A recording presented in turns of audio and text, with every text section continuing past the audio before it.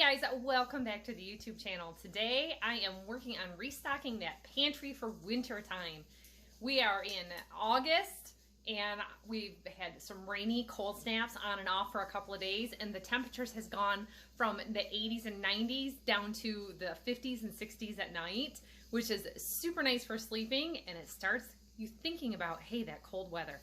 I hate going out in the ice and the snow. I hate going out in the rain. I want to be able to grab comfort foods from our pantry. I like to save money and I like to do it myself. So today I've got the pressure cooker out. We are using the pressure cooker as a pressure canner. This is a Presto 22-quart canner. Nothing terribly fancy. I had until last week a Miro canner also. They both were very similar, but this one has the dial gauge and the jiggler, where my other one did not have the dial gauge. So I let that one go and it's gone off to somebody else. There's no reason why I needed to. Because of the height of my microwave, I can't run two canners at the same time because it just won't fit up underneath there, and we're not set up for an outdoor kitchen. A great thing to do in certain areas of our region, the south being very hot, this can create a lot of steam in the house when you're getting going and a lot of excess heat. It's a little cooler today, so it's a good day to do this. We are doing black beans today. So during different times of the year, different supplies can be hard to find at the store. So I picked up my black beans ahead of time, knowing that there may be a run on beans with people making soups and stews for fall, and I'm ready to work on them. I put them just in mason jars with a sealed lid with our portable vacuum sealer that goes on the top to make it airtight, to keep them fresh. And I figured it was better than preserving them just on the basement cool shelf in its own, and the bag wouldn't fit in here unless I used a wide mouth, and I didn't have one to spare. So the first thing we've done today is pour them into our pot. We're going to do the quick soak method. I did an overnight soak last night, but I want to keep on going. I am on a roll. And what you do, especially with the black beans, you can see really easily if you have cracked, split, and broken. A lot of people say this is called sorting your beans. So you take any of those out, put them aside. I'm going to throw these to the chickens later, so it's going to go in my liquid from cooking earlier. We'll go through here and do the same things. So whenever you have a little split like that, you just take it right out. Isn't that a beautiful design? I have got new and vintage canning jars of all brands, and I will tell you, I love to use them. Whether they're old or new, it's just always very disappointing to lose an old one. As luck would have it, seems like when I break one, it's always the newer one, so it's okay. A nice thing to mention at this point would be that old beans and peas will split, and there really should be a best by date on your packaging. So watch that when you're purchasing them, because some stores might not have a good rotation going on depending on how much they're selling them or restocking, or who is stocking. If, you know, a high school kid is stocking the shelf, they might not understand the importance of rotating the stock as much as, you know, a seasoned grocery man who's, you know, concerned with freshness. So we're just pulling these out. I have 3 full jars. Now, these are quart jars. I would guess that I put in a bag in each jar. I can't confirm that because it's been too long since I've done it. And the volume of these 3 jars fit perfectly into 17.5 or 18 pint jars. And in a Presto canner and on the Presto website, their instructions say that it is okay to double stack your pints without an extra rack, as long as you're putting your jars, like put 1 jar on top of 2, like a pyramid. So I have 9 on the bottom and 8 on the top, and that worked out perfectly with this amount of beans. Now we use black beans in addition to our ground beef when we make tacos, and it is a good supplement for when ground beef is very expensive. Lately, we've been experimenting with buying pork roast and grinding it ourselves, or just chopping it into bite-sized diced pieces of meat for tacos. Now, my tacos are more like burritos, and we've recently switched to all soft shells because we were buying 2 different kinds of shells for everyone in the house, and it just got to be easier to do the shopping with just tortillas. Okay, I think we're basically sorted out here. We're going to cover this with water, and you can cover it and let it sit overnight. However, my overnight really isn't long enough. They say 12 to 18 hours, 24 hours being too long. And I like the quick soak method, even though it does take a little energy to be able to keep the batch going. Like I said, this canner is totally full. It's off. And when this gets down to 0 pressure, in the time that this next batch will be ready to go, I'll be able to pull these out to start another batch during my day. And we will have several weeks worth of beans on the shelf for taco night. Now, in some cases, people will say measure out how much water per poundage of your beans. I actually have done that in the past and came up short, where my beans were not sitting in water at night as they absorb that water in the morning. So I want to make sure that as this sits, there's water for them to absorb. And this water is going to be poured off or rinsed off after the fact. So I think that's plenty enough water there. We're going to set this on the stove top. We're going to bring it up to a boil, a good hard boil, and let it boil for 2 minutes once it starts boiling. Then we'll turn it off, cover the lid, and let it sit for 45 minutes to an hour. That time varies so much on different informational websites, even between different canning products and the USDA. So we're going to shoot for the hour soak. As my mom would say, this is not the time to be sitting on your laurels. This hour, 45-minute soak, whatever you choose to do, is the time to get your jars, your lids, your bands ready.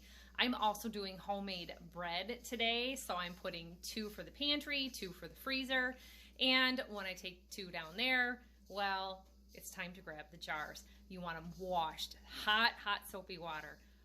My mom would boil her water so hot that she would wear a double layer of thick flock-lined gloves, rubber gloves for washing. And in restaurant versions of this, they would do a 3rd rinse with bleach water. You can go that far in extreme if you want. You're not going to have any botulism or bacteria. A lot of people like to set them on the stovetop with a additional canner to get them boiling hot. I like to use the sink if at all possible to keep that space free. I don't like to move the canner or disturb it as it's cooling, so that is still sitting on the original burner. We're using the back burner for my stock pot, and again, I believe that is a 22 or a 24 quart stock pot.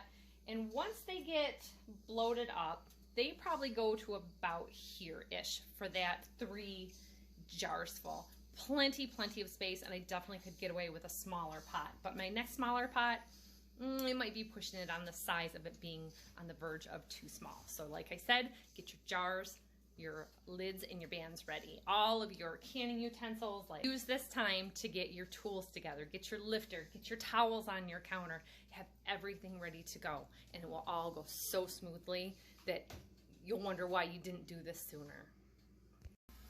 So right now I'm setting up my pressure canner for a new batch, and my instructions say 2.5 to 3 quarts of water. A lot of the general rule is 3 quarts of water, so we're just going with that. And I've seen, give or take, to add an extra quart of water if you're doing another layer. You just don't want to be covering the bands of your first layer. And a nice trick, if you have exceptionally hard water or scale water and you don't like that cloudiness that happens on your jars, go ahead and add a couple of teaspoons or tablespoons even of white vinegar. Other kinds of vinegar can work in a pinch. Apple cider vinegar would be fine. And put that right into the pot while you're warming it up.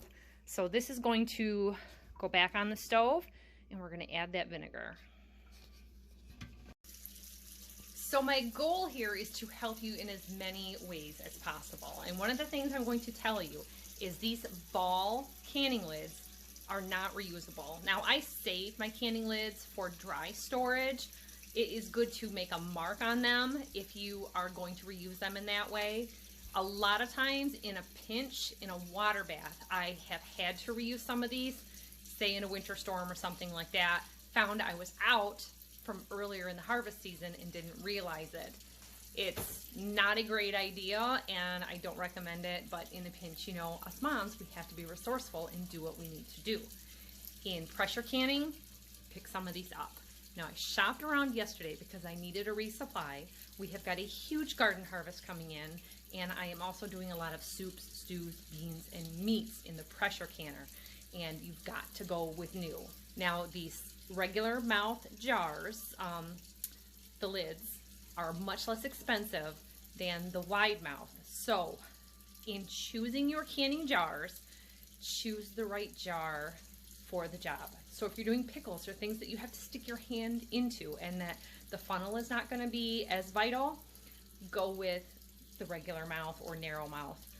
I have lots and lots of vintage jars from my mom, and most of them are regular lids. These were $3.19 at Menards, and at Meijer's they were $6 for the exact same thing. If you need reusable bands as well, you can get them in a pack also, raising that price up a little bit higher. If you buy used jars, you're not getting lids and bands. We have a huge inventory of new ones that are untouched also, and in a pinch, I can steal the lids and bands from those to put on these. Always a good thing to have. I did find in the past the bands would get rusted and get stuck on, so don't store your lids and bands on, even if you buy them new and you're not going to use them for a while, because that inside can get really crusty. The batch I pulled out from the basement came from my mom, and some of them hadn't been used in at least 12 years. They've been sitting. And they've been sitting through a moist basement or a flooding basement a couple of times too. So a good soak in some hot water helped loosen them up so that I could still save the jar. So you can hear that water running. I actually turned up the water heater a little bit today so that I can use the sink for my canning. A lot of times we don't run the hot water heater during the day. We turn it on late in the day for showers and let it regenerate so I have hot water in the morning, and then it's off all day long, saving those peak hours of electric use, which I'm also running into this time of day now. In 5 minutes from 3 to 7 we have peak rates, and I'm going into a batch of 75 minutes, so it just worked out that way. I've got to pinch the pennies and save the money where I can, even though I'm going to be using that electricity on the stove. I did get some perfect timing on my bread though. So my bread came out and it's cooling. I'm going to take that out of the pans.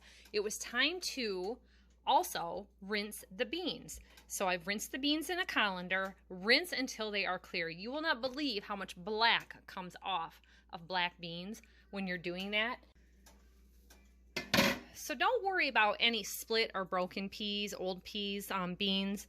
When you do this, so I've refilled with fresh water, any broken and split ones will float to the top. So you can skim that with your strainer, and you can see here how much black comes off of those. This is just bean water. This is my little chicken bowl here to give them some scraps. We're done with the lid, so we can wash that and put it aside. And once this gets up to boil, we are going to let it hard boil for a half an hour and let those beans cook.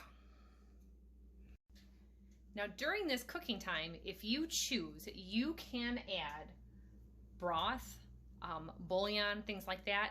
We'd like to keep a very low sodium diet and add the salt in the final recipe. So our taco seasoning has a pinch of salt in it, very, very limited, because it's got all these other great flavors that you don't need the salt. We find that the sugar and the salt added in processed foods that you buy at the store is really high. And in home canning, a lot of times what people would do is top your filled jar with a separate broth or separate salt, just a pinch or a spoonful at a time. I like to do just water, unseasoned. Now let's talk about dollars and cents for just a second while this pot is getting ready to boil. People wonder, is it worth the savings to do canned beans versus store-bought canned beans instead of dried beans? The answer is yes. I have found in my math it can be up to 6 times more expensive to buy the store-bought beans over dried beans, and we actually have been gifted by neighbors in the past different varieties of dried beans. You can grow beans in your garden and let them dry right outside and save the money entirely, not buying the dried beans at the store. We hadn't planned that far ahead, but we have space in the garden to possibly try that next year. Our own family has 7 people in our house, and we generally have baked beans or beans and beef or beans and pork once or twice a week, and tacos all the time. We love doing enchiladas and burritos. So just beans alone, not adding any other ingredients, we were probably spending $12 to $15 per week just on beans by buying like Bush's baked beans. It would take 3 large jars to feed a family of 7 a full serving of that as a side dish. And to mix it in with other things, we might do 2 cans with like a 3-pound package of ground beef. So huge savings in doing this, and the pantry is going to be full in the winter. Okay, so now we have some beautiful 30-minute cooked beans. These are not tender. They are still quite undercooked, and the canning process is what's actually going to finish these. The pressure and the heat is going to do that for us. So we've got our funnel and our hot jar sitting out on the counter on a thick bath towel that is doubled over for heat protection for the counter. If you have any kind of high-end countertops, you want to protect them the best you can, and I highly recommend investing in a wood plank or a butcher block type cutting board to put your jars on, because that's very important to protect your investment that you put into your home as well. So you can see I just have this strainer, a good long handle. I've got another one that's made of plastic, and honestly, when you dip it in hot liquid, it gets a little bit flimsy, and I don't prefer to use that. We more or less use this one in the kitchen for straining things like canned seafood and the occasional canning. So we're filling all these, leaving more than an inch head space. And you can tap these on the counter, which being hot jars, I don't like to do too much. Some people like to really pack them in there, but I want plenty of room for the liquid. And the liquid we're taking right out of this when we're done. So we've got ourselves set up with a heavy glass handled measuring cup, and I'm not measuring it out, I just scoop it right out and then into the jars up to that 1-inch head space. You want an inch head space, because without that, what ends up happening is you get siphoning, where the heat and the pressure is actually pulling liquid out of your jars if you go beyond that head space. So be very mindful of that. They actually make canning headspace measuring tools that also are a debubbler, so you can invest in that. They are made of plastic and very easy to use. Okay, so now all our jars are filled. You clean all of your lids and bands as you go. And this is an important part about these canners. You have to line up this arrow. There's a little line raised right here, and that makes that set on just right. There's a locking pin right about here that's going to catch a metal tab as I turn this. And I might need 2 hands here. No, I got it. And we're just going to twist that until it locks. Okay. Now, our temperature is up on the stovetop. Once that starts steaming right here, when you see a nice steady white stream of steam, set a 10-minute timer. You're letting that vent. You're letting everything get hot and up to temperature even inside. After that 10 minutes, we are going to put the weight on top. Now see how this right here is down? When this gets pressure starting to build in it, that's going to go up and show you that there's pressure in it. So you always know never to open this as long as this is up, or if your gauge is reading anything above 0. So we're going to sit here and watch, and this is why you cannot walk away from canning. You have to sit here and watch it. So my pop-up pressure indicator just came up, and it kind of spittles for a little while until that goes up and seals. I've been showing a slightly broken stream. While this is building up its stream, I've taken the time to clean up the kitchen a little bit. It's going to be time to bag up that bread and get it put away, and it has been time to wash and dry all of the pots and clean things up. So like my evening milk stuff is ready to go. And I happen to think that I wanted to share with you about your jars. If you look real closely right there, there is a slight nick. And while that's fine for drinking, it's not anything that someone's going to cut their lip on or anything. It is not likely that that is going to seal because you can see how it kind of goes through. So it's rubber coated with an enamel painted center where it's just bare. And that's going to sit on there. That seal heats up and it seals down. So with that littlest bit of a crack, a gap can be created to make that not seal. This isn't on so thick that it like melts like a candle wax or anything. It's a rubber and it's just got to get hot. That being said, I had been told a long time ago to always boil my lids, and I only recently learned after 25 years of canning that it's better to scald them, not to boil them, because you can damage that rubber seal, causing more unsealed jars. So back to what I was talking about earlier with energy savings. A thing to note is you have a benefit to doing this earlier in the day or late in the day to be in those off-peak hours. We're not running the air conditioner today. It's a cooler day, very low 70s. If it even got to 70 by noon, I'd be surprised. I'm looking at almost 5 o'clock today. I have been working on this intermittently. I took a little break in between batches. Remember to take a break and give yourself something to eat, and then you have energy to finish as well. This is just about up to pressure. You can really hear that streaming out right now. So with like white appliances, it can be hard to see that steady stream sometimes. And just kind of look around on a different angle until you see it. But listen with your ears also, because it really does make a difference to know that that is up to pressure. Because if you do it too soon, you'll just be wasting energy. The hot water heater is off for the day. The stove will be going in standby. And because that bread was made, we did baked beans the other day. We'll be having a light dinner today because of that. We'll probably just saute up a little bit of meat or burger real quick, ground beef, to have with the bread and the beans, and it'll just be a real simple, tasty dinner.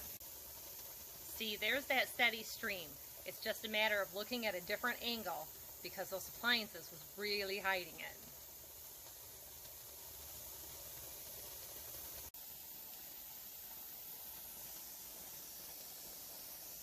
So the timer has gone off, and now we can take our weight and stick that on there. There you go. So now we'll watch this get up. I am at 734 feet to 800 feet for our city. You can actually put in a altitude locator on the internet. I was able to find it and find out what our exact address was for our altitude, and that affects how many pounds you can have. So when you hear somebody say like 13 to 15 pounds, that's for their elevation, not yours. So double check that, because most recipes are standardized for 1,000 or below. That's 1,000 feet for sea level, and I'm in central mid-Michigan area. So right now that pressure is coming up with that on there. And when this gets up to about 13 to 15, it starts to rock a little bit. And that's a good indicator that I've got it too hot for me. So when that happens, I can turn this down. And for me, right about number 4, and that's the thing that's nice about the pressure canner over a water bath canner. On the water bath canner, I have to have that between 7 and high. And on the water bath canner, I can have it as low as 2, 3, or 4. So low to medium heat. And there we go.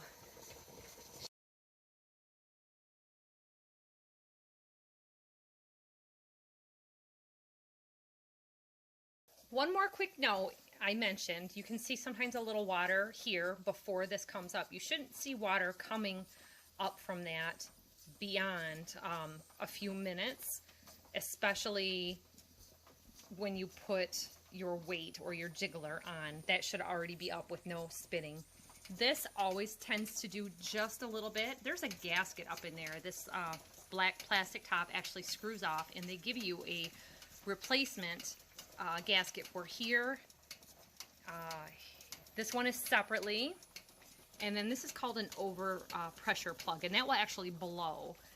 It's unfortunate that my microwave is so low, because I would like to have that out, but it's just a heavy rubber. And the lid, so for about $20, you can get replacements for 3 of the gaskets. Apparently this one doesn't go bad that much, and it's just a flat gasket. But if you see any water coming out of here, any steam, that may need to be replaced. In my starting out this season, I had to replace that. And local small hardware stores keep several in stock, but you're gonna need to know your model number. I was lucky and had my original box, but maybe your patent number could help you out. There doesn't seem to be a model number on the lid, but I believe that there is a model number underneath if you were to look at it when it was cool. There you go. That pressure is coming up real slow. I've turned it to about medium, and we'll get that down to about number 4 as it goes up. Okay, so you can see here we are at 10 pounds. This took roughly 8 minutes. So I've gone ahead and adjusted my heat back there, back down to 4. We're going to keep an eye on it and make sure that it stays there. And we're setting the timer for 75 minutes. And we're off. Now I'm going to sit in view of this dial so I can keep an eye on it. And you get to take a break for 75 minutes. Now I know that seems like a long time, but for me to plan that I'm going to use beans the next day and to only use a pint of beans, to soak a pot of beans overnight, cook it, pre-cook it, do all the things in the rinsing, I'm not going to have dinner on the table when I come home from a work day, or if I'm outside on the farm working, to be in the kitchen to plan, oh, I need to bake beans. I have a hard time squeezing in bread some days, so that's why we're kind of getting ahead of things right now, hence the 4 loaves of bread. 2 for right now for the pantry, 2 for the freezer, because some days are more rushed than others. So remember that energy savings, because if this dial gets too hot, you're wasting energy. So then you just turn your burner, heat burner down a little bit. Okay, so we're down in the final stretch of about 3 minutes, and we are going to be able to just turn off the burner and let the pressure drop. So join us back here when the pressure is dropped, and we'll explain some of this opening up the canner and setting your cans aside.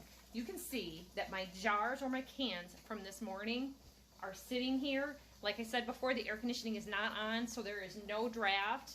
They're not terribly close to The stovetop, you want to let them set in a pretty equal temperature area with no drafts. So I'm not running the ceiling fan to try to cool down the house or anything. We've got doors open. There's no wind today. It's just an overall calm, warm day, and it's plenty warm in the house. So even though I've been canning since about 10 o'clock this morning, we're at about 75 degrees in here, so it's not terrible. And that's where, you know, your option to be able to can outside or anything is convenient. It's just more convenient for me to do it in my kitchen because I have everything within reach that I need. So if you're new to pressure canning, I want to tell you not to open your pressure canner until it is cooled down and is no longer under pressure. And two ways to know that is, this will go back down. When pressure builds up from the very beginning, that's sticking up. So even when you have a pound or two of pressure, that can be in the up position. And for me, I have a dial. So right there you can see it's at 0 or in the 0 range. Really, there's a third one. When you lift off the weight, the jiggler weight, you shouldn't see any steam coming out of there. Now everything, contents in here are very hot. Some people like to let these cool. Some people like to pull it out now to not have that food sitting there in the heat, possibly overcooking. You can do it either way. Sometimes I go to bed at night and I just let it cool naturally and open it up in the morning. I do notice that things can be a little bit darker. I did do black-eyed peas last night, and I did notice that they were a little bit darker, a little bit on the pink side. However, I rushed through that because I only had one bag, and it may have been from having split or broken skins as well. I'm not really for 100% sure. I'm just saying that you need to make sure that when you open this that you're not under pressure. So this is a two-handed operation. You kind of have to hold the bottom and push with your thumbs and pull with your thumb on the other side to get that to release. There's locking lugs right here. So it's just like unscrewing a lid off of a new like can of spaghetti sauce or something. Two hands, lots of pressure. So like I said before, I have been using my time wisely today. While your canner is going, we have small children in the house, so I don't leave it unattended. I have been in the house doing other things, baking bread, washing dishes. We have a milk cow, so I've been working on some of the cheese and milk processing for that project for the day, and it just all is part of the homesteading. You can do any of this while having a job. This is one of those things that it doesn't take all day. When I first began pressure canning, I thought I don't have the time in the day to do 7 jars. Well, guess what? I can fit 9 pints in here and 7 or 8 quarts. And then with the pints, of course, double layering in here, like I said, just stacking them on top. And the thing about the pressure canner is you're not filling it with water. The instructions for my Presto canner say 2.5 to 3 quarts. And, you know, different model numbers say different things. And I've also read online suggestions to add an extra quart of water if you are adding another layer. And the key to that is making sure that your bands and lids are not underwater in that process. So see how I'm leaving a little space here? That one's kind of bubbling like it didn't seal. We're going to keep an eye on that. After these have cooled, I'll take the lids, the bands off, and make sure that they've sealed to make sure you don't have a false seal.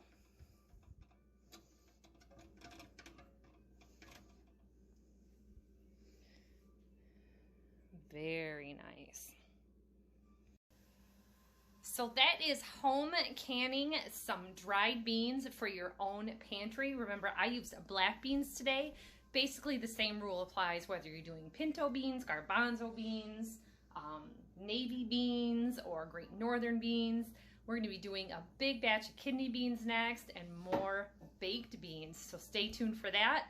Remember to like, subscribe, and you can follow that homesteading playlist so that you can see when the next canning video comes up or whatever else we might have going on. You never know. Thanks for watching. Bye-bye.